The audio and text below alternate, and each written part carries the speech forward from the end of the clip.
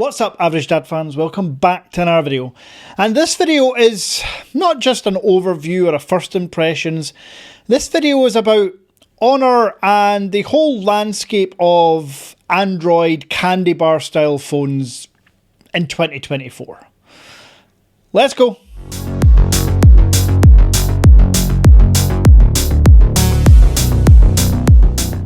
So as mentioned, in this video I will be discussing a few other phones, but predominantly it is essentially a first impressions and overview of the Honor Magic 7 Pro.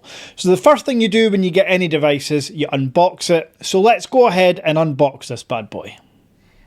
If you order the Honor Magic 7 Pro today or any weekday, I will endeavour to get it to you within 4 working days. Yes, just before Christmas. I know it's important for people to get their gifts in quick.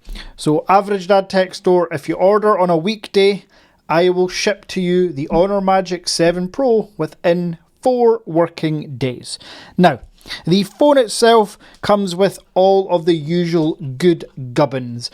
You obviously get the phone, and with this being the Chinese version, you are going to get a case, a SIM ejection tool, and a charging brick included. However, the charging brick, which is 100 watts, is international. It is not a UK or EU or even US, so you will need to get an adapter for that. Now, before we open the phone, of course there's a USB cable as well. Let's have a look at the case. Now, each colour comes with its own kind of matched version. What Honor have done with the white version is given you a frosted case. Not going to lie, don't like this case, but it does give you protection right out the box. Now, what you're here for is the device itself. Now, a little behind the curtain, I have already set up and used this device for about 48 hours, and I will give you my first impressions in another video. This is just an overview, and wow. 6.8 inch, 223 grams, all the Honor good stuff with really nice biometrics, the time of flight sensor that not many Androids, in fact I can't even think of any others other than the Huawei Mate series. So you're getting 3D face unlock on this as well. The screen, the speakers, the build, the design, the look, everything is A tier in my opinion. So let's throw it back to me for that full overview. Now, there is no debate. The Honor Magic 7 Pro is a flagship device, but I am struggling after using it for 48 hours to truly decide whether this is worth the epic £1,099 price tag that this is going to get in the UK.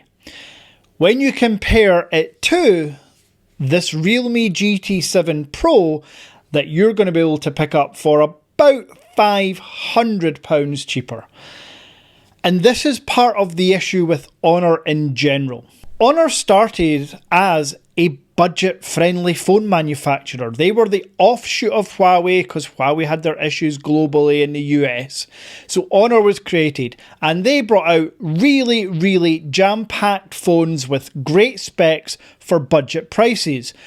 Much like Realme. But then, through the popularity of the Honor Magic V series, the V2, the Honor Magic 5, 6 Pro, prices started to increase and specifications kind of plateaued. And what I mean by that is, this has a 200 megapixel camera. The other two lenses are 50 megapixels. But take a look at this 200 megapixel zoom lens photo. What is going on with the image? If you're going to put a 1/1.4 inch 200 megapixel telephoto sensor, which by the way is one of the best, not quite the best telephoto sensor, but one of the best in the world, do you not want to work on your post-processing and image compatibility? It just doesn't look great. It's soft. you can basically see, it might as well just have like AI written all across this image, because it is doing all of the work, and in my opinion, poorly. And then the display. This is a 6.8 inch 120Hz panel, but it's full HD. It's not quad HD, it's not a 2K resolution panel, it's 453 ppi, so by far not the worst, but for over £1,000, you want a quad HD display like you get on, let's say, the OnePlus 13. And that OnePlus 13 is, on the average tech store right now for the Chinese model, £400 cheaper than the global version. Now, I should point out, this is the China variant. You can get the Chinese version for £829. So these prices I'm comparing to, you're only looking at an extra £150 for the Honor, but triple camera setup, triple camera on the OnePlus. Full HD panel, quad HD on the OnePlus. 6,000 mAh battery on the OnePlus. 5,850 on this, which we can forgive it for. But then I get to the ultimate downside of Honor. You can try and increase your prices and give us flashy 200 megapixel lenses, but one thing you can't compensate for is the software. And the more I use Magic OS, it is improving. The issue is One UI, Color OS, Origin OS, heck, even FunTouch OS seems to be improving faster. So where Magic OS would have been in my top 5 software skins of 2023 for sure, it's now well outside the top 5. Maybe just squeaking into the top 10. Now, at no point am I saying this is a bad device.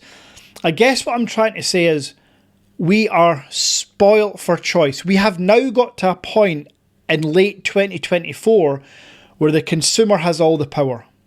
If you want a camera-based phone, purely camera, that happens to have a Quad HD display or a Full HD Plus display, that happens to have a stunning 2K resolution panel, go for the Vivo X100 Ultra. If you want to have a phone with a 6,000 mAh battery, a triple camera setup with a 200 megapixel camera, but with better software, go for the Vivo X200 Pro. If you want a true all-round device that comes globally for £865 on my store, go for the Oppo. One of the only devices of 2024 to get a quad camera setup. And yes, I've said this already, I believe the X100 Ultra setup is better, but that's not a global device. You have your usual Chinese ROM workarounds, no Android Auto, no smartwatch compatibility, or very limited. And I think ultimately, the biggest letdown for Honor is, as I've mentioned, the software. Oppo knows what it is. Oppo knows it's going to give you the best hardware with one of the best software skins out there because it constantly evolves and gets better. Honor are trying to put square pegs in round holes with their telephoto lens, which you all know failed completely last year. And this year, while it is slightly better, you've seen that zoom image. It was pretty horrific. They've then got these features, AI features, that not many people are going to use. They're going to use Google Gemini on the global version of the Honor. But then they've got their Honor portal. And again, this isn't Honor's fault, but you're only really going to get the benefit of these features if you've got an Honor watch, an Honor laptop, an Honor tablet. And I'm just not sure that as a Western society, heck, I'll be honest, in China their market share is even less, but I'm just not sure we're ever going to be there. Honor can't compete with Samsung until they drastically improve their marketing, their software, and elements of their devices. Now, this is just an overview of giving you some of the specs. The specs on paper look good. Could be better for sure. But when you go pound for pound against that Realme I showed you or the Oppo I reviewed last night, I just don't see how Honor can finish on top. And in terms of differences between the Magic 6 Pro and this Magic 7 Pro, it looks different on the rear, but other than that, if you handed anyone either phone, it just looks and works the same. Whereas if you hand someone the OnePlus 12 to the OnePlus 13, they look and feel just a bit different. Same with the Realme, who, by the way, while it doesn't have flagship cameras, everything else is just unbelievable for the price you're getting. You're looking at, what, just over £600 for the Realme. I'll do my first impressions, my first long-term impressions, because I've had it nearly a week now. But yeah, really impressed with that. And again, I guess that's just my fault. This is not Honor's fault per se. It's because I get so many phones. So if you out there are looking to buy the Honor and you've only got one phone and you've had that phone for 2 or 3 years, this phone will blow your mind. Don't get twisted. The screen is still good. The cameras are still good. The battery life is fantastic. It's a Snapdragon Elite chip. I mean, it is packing some powerhouse specs. But when you know, you know. So, I did say at the start of the video this was slightly different. I was going to mention other phones. Hopefully throughout this you've got my take on it. You've got some specs. Obviously the unboxing experience with any Chinese device is fantastic. You get everything you need. And you know the Chinese price and the soon to be announced global price. The one thing Honor will do is give you deals. They'll give you like £150 off voucher. They'll give you a free watch. They'll give you money off a tablet. They'll do all that stuff to get in the ecosystem.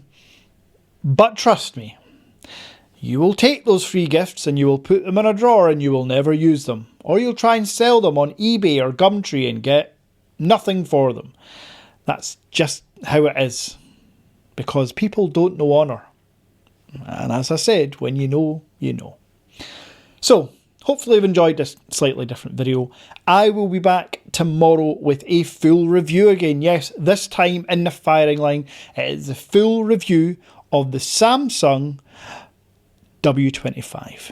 Yes, the Chinese limited edition phone that has polarised opinions, let's say.